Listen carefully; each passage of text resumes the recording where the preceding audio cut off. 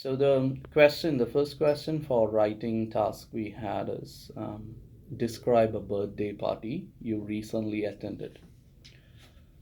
Um, for some students, it's confusing to write an introduction, like introduction sentences. But if you find this, easy, if you can understand, I would recommend writing some sentences as introduction. What I mean by introduction sentences are like some general sentences about the topic. So, my recommendation is once you get the question, describe a birthday party you recently attended.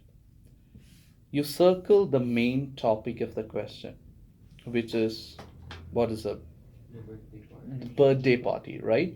So, when you circle birthday party, write three sentences about just about birthday parties, general sentences, connecting it. So, an easy way to write general sentences is to connect it with people. So, people and birthday party. So, I can say some sentences like people love celebrating birthday parties. It's an occasion to gather, uh, meet friends, and celebrate.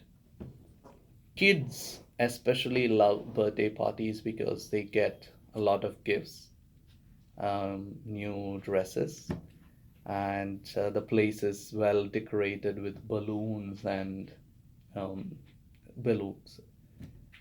So, like some basic sentences about general sentences about the topic. So, once you get the topic, circle the topic and just write 3 or 4 sentences about the topic, which is about people and topic. There is no I in introduction. I'm not saying it's a rule, but that's easier. It just related with people and the topic.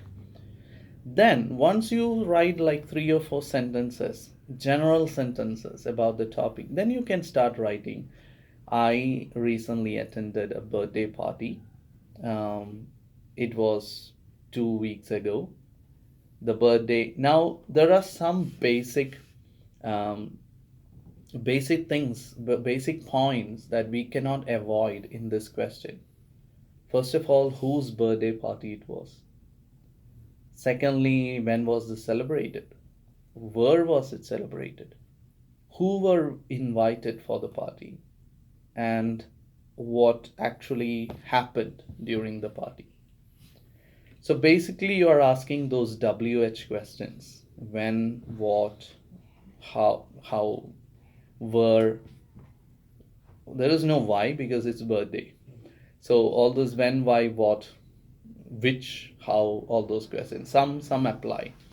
Now another thing about the CLB test is you will have this basic one big question, which is describe a birthday party you recently attended, and you will have like 4 sub questions. When was this celebrated? Who were invited? Where was this celebrated? What did you feel? Something like that. I did not give you those sub questions because you shouldn't focus more on those sub questions. You know the danger? If you focus on the sub questions, you end up writing only 4 sentences. When was this celebrated? 2 weeks ago. Who was the birthday celebrant? My niece.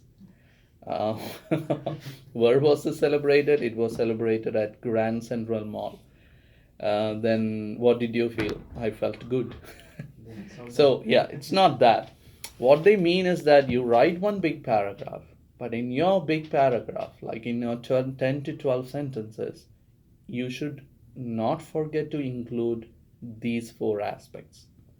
So, I would say do not look at the sub questions first thoroughly, but write your answer, and at the end, just go through these sub questions and see whether you have written answers for them all.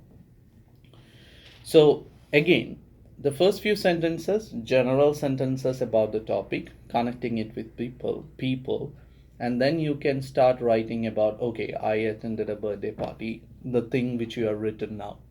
I attended, who was a celebrant, where was it celebrated, who all were invited, and what actually happened during the party, more than what you felt.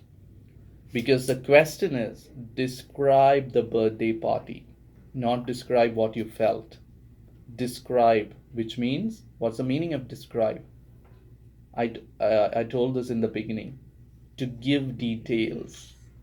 So whenever you see the word describe, just substitute it with the phrase give details. Give details about the birthday party. It makes more sense, right? Give details about the birthday party you attended. So you would say, how was it decorated? What all things were there? What was the food? Who all were invited? What did you do? All those things that happened during the party. And finally, you can always say, how did you feel?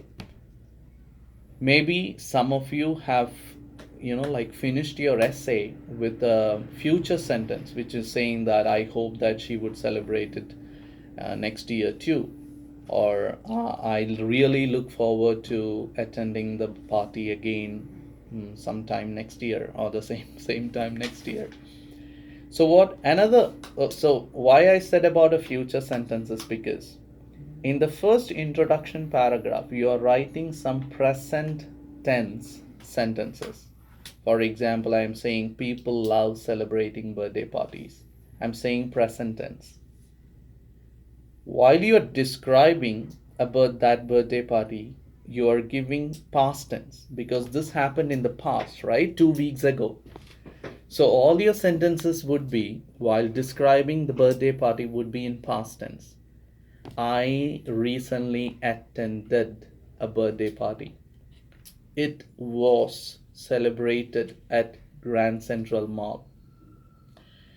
We had the opportunity to, okay, we had, that is, then we met our old friends, not meet, we met. So all these sentences which refer to the past time would be in past tense. So the examiner, while checking your essay, she would see present tense in the beginning, where you are saying common things, common truths, general truths about birthday party, that is in present tense. Then a bunch of sentences which you are written in past tense, describing the past event. And finally, one future sentence. So she sees a range of sentences over there, which would gather you more marks. But if you write only past tense sentences describing the event, that's also fine. I'm just telling the what do you say, um, the ideal thing to do.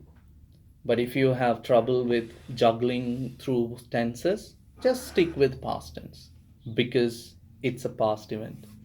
I celebrated or I attended a birthday party 2 days ago, 2 weeks ago. So ago, it's a past tense, right? 2 weeks ago. So stick with that. But if you're comfortable with different tenses, then you can, you can go with introduction, then the description, and finally a future sentence. All right.